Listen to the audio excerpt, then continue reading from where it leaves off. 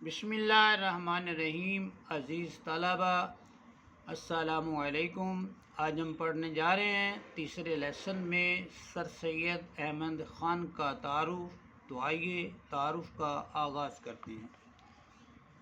عزیز طلبہ، سر سید احمد خان 1817 میں پیدا ہوئے اور 1898 میں ان کا انتقال ہو گیا، یعنی 1817 میں وہ پیدا ہوئے ہیں اور 1898 میں ان کا انتقال ہو گیا۔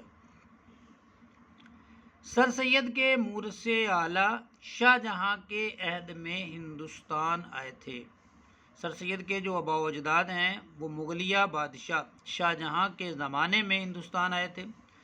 مغلیہ دربار کے بڑے بڑے عہدوں پر فائز رہے اور وہ مغلیہ دربار کے عہدوں پر فائز بھی رہے۔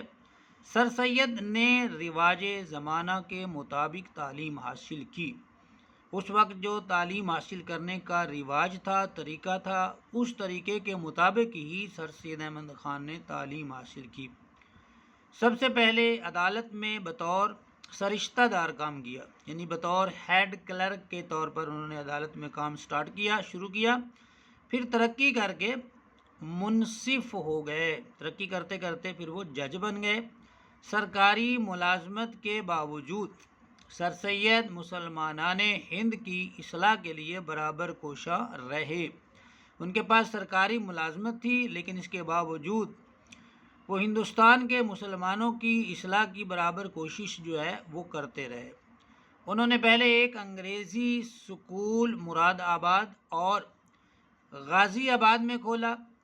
1875 میں 1875 میں علی گڑھ کالج کی بنیاد رکھی، جو بعد ازاں اس کے بعد ہندی مسلمانوں کا سب سے اہم تعلیمی، سیاسی اور ادبی مرکز قرار پایا۔ انگریزی سے اردو میں تراجم کے لیے سائنٹیفک سوسائٹی قائم کی، ایک ادارہ بنایا جو کتابوں کا وہ اردو میں ترجمہ کرتا تھا۔ 1870 میں 1870 میں علمی و ادبی رسالہ تہذیب الاخلاق جاری کیا۔ عزیز طلبہ، یہ MCQs بھی بنتا ہے اور شارٹ کوسچن بھی ہے کہ 1870 میں سر سید احمد خان نے کون سا علمی و ادبی رسالہ جاری کیا؟ تو اس کا جواب ہوگا تہذیب الاخلاق۔ یا سر سید احمد خان نے علمی و ادبی رسالہ تہذیب الاخلاق کب جاری کیا؟ تو اس کا جواب ہوگا 1870۔ اس رسالے کی پروردہ نسل نے ہماری اجتماعی زندگی پر گہرے اثرات ڈالے۔ اس رسالے کی جو تربیت یافتہ نسل تھی، قوم تھی، اس نے ہماری جو اجتماعی زندگی ہے اس پر وہ اثرات وہ ڈالے۔ سر سید نے اردو میں مضمون کی صنف کو رواج دیا۔ سر سید خان نے اردو میں مضمون کی صنف کو پروان چڑھایا، اس کی بنیاد رکھی، خود کثرت سے مضامین لکھے اور اپنے رفقا سے قومی، تعلیمی، مذہبی، اخلاقی موضوعات پر بھی مضامین لکھوائے۔ خود بھی لکھے ہیں اور اپنے رفقا رفیق کی جمع رفیق دوست یا ساتھی کے معنی میں۔ سر سید کا اسلوب نگارش، ان کے لکھنے کا جو انداز ہے وہ سادہ ہے، سہل ہے، آسان ہے، بے ساختہ یعنی کہ فوراً، اور تصنع بناوٹ سے پاک۔ بابائے اردو ڈاکٹر مولوی عبدالحق کا کہنا ہے، کیا کہتے ہیں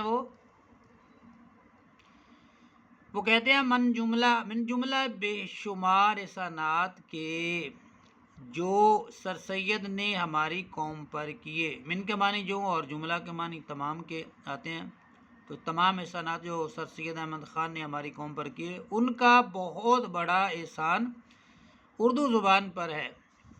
قوم پر تو ان کے احسان ہیں ہی، لیکن ڈاکٹر مولوی عبداللہ کہتے ہیں کہ ان کا بڑا احسان اردو زبان پر بھی ہے۔ انہوں نے زبان کو پستی سے نکالا، انداز بیان میں سادگی کے ساتھ وسعت پیدا کی، سنجیدہ مضامین کا ڈول ڈالا ہوتا ہے بنیاد رکھنا، جدید علوم کے ترجمے کرائے، بے لاگ تنقید اور روشن خیالی سے اردو ادب میں انقلاب پیدا کیا۔ بے لاگ تنقید ایسی تنقید جس میں دشمنی نہ ہو، یعنی کہ اور روشن خیالی جو ہے انہوں نے اس میں انقلاب پیدا کیا۔ سر سید ایک بڑے مصلح، اصلاح کرنے والے اور ہمارے قوم ہونے کے علاوہ، قوم کی تربیت یا ترقی دلوانے کے علاوہ اعلیٰ درجے کے مصنف بھی تھے۔ وہ منصف تو تھے ہی، لیکن وہ بہت بڑے مصنف بھی تھے۔ منصف جج کو کہتے ہیں اور مصنف وہ جو کتابیں تخلیق کرتا ہے، لکھتا ہے۔